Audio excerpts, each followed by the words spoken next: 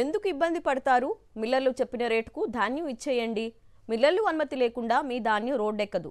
మా చేతుల్లోనూ ఏమీ లేదు అంటూ ఆరుగాలం కష్టించి వరి పంట పండించిన అన్నదాతకు అండగా ఉండాల్సిన ప్రభుత్వమే వారిని డీలాపరుస్తూ నిండా ముంచేస్తోంది.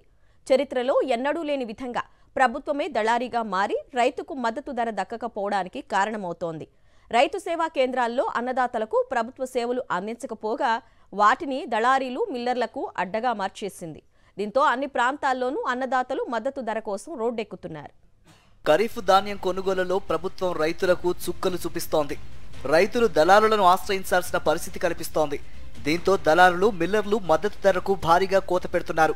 75 కేజీల బస్తా సాధారణ రకానికి 1725 రూపాయలు, ఏ గ్రేడ్కు 1760గా మద్దతు ధర నిర్ణయిస్తే తేమ శాతం పేరుతో మిల్లర్లు 1200 నుంచి 1400 రూపాయలకు పరిమితం చేస్తున్నారు. మళ్లీ తిరిగి అదే ధాన్యాన్ని అదే రైతు పేరుతో ప్రభుత్వానికి విక్రయించి పూర్తి మద్దతు ధర కొట్టేస్తున్నారు. ఇలా బస్తాకు 300 నుంచి 400 వరకు అన్నదాతలు నష్టపోతున్నారు. ఎకరాకు ఒక్కో రైతు సుమారు 9000కు పైగా మద్దతు ధరను కోల్పోతున్నారు. పైగా రైతులకిచ్చే గన్ని, లేబర్, ట్రాన్స్పోర్ట్ ఊసేలేదు. ఫలితంగా రైతులపై అదనపు భారం పడుతోంది. ఇక కూటమి ప్రభుత్వంలో సాధారణ రకాలకే మద్దతు ధర లేదంటే బహిరంగ మార్కెట్లో డిమాండ్ ఉన్న సన్నాల ధర కూడా చిక్కిపోతోంది. గోదావరి డెల్టాలో బీపీటీ, సాంబ మసూరి రకాన్ని వేసిన రైతులకు దళారులు చుక్కలు చూపిస్తున్నారు. కోసిన పంటను ఆరబెట్టుకుంటే 75 కిలోల బస్తా 2500 వరకు వస్తుందని రైతులు ఆశించారు. కానీ ఫెంగల్ తుఫాను దెబ్బకు 75 కేజీల బస్తా 1400 నుంచి 1500కి మించి పలకడం లేదు.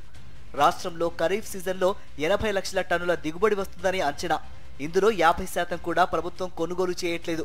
ఎందుకంటే చాలా రైతు సేవా కేంద్రాల్లో అన్నదాతలు ధాన్యం తీసుకెళ్తే టార్గెట్ అయిపోయింది, ప్రభుత్వం అనుమతిస్తే ధాన్యం కొంటాం, లేదంటే దళారికి అమ్ముకోండి అనే సమాధానం వినిపిస్తోంది. ఎక్కడికక్కడ ధాన్యం రైతులు రోడ్డెక్కడంతో కూటమి ప్రభుత్వంలోని మంత్రుల్లో గుబులు మొదలైంది. జిల్లాల్లో పర్యటనలకు వెళ్లిన ప్రతి చోట అన్నదాతలు నిలదీస్తూ ఉండడంతో కంగు తింటున్నారు. ఫెంగల్ తుఫాను నేపథ్యంలో రైతాంగం అతలాకుతలమైతే ఒక్క మంత్రి కూడా స్పందించింది లేదు. ఇక వాట్సాప్ ద్వారా రైతులు హాయ్ అని చెబితే గంటల వ్యవధిలోనే ధాన్యం కొనుగోలు చేస్తామని ఆ శాఖ మంత్రి నాదెండ్ల మనోహర్ చేసిన ప్రకటన మాటలకే పరిమితమైంది. కృష్ణా జిల్లాలో పర్యటించిన మంత్రి నాదెండ్ల రోడ్లపై ఉన్న ధాన్యాన్ని సాయంత్రానికల్లా కాటా వేసి మిల్లులకు తరలించాలని చిటికలేసి మరీ చెప్పారు. కానీ ఒక్క గింజ కూడా కాటా వేయలేదు.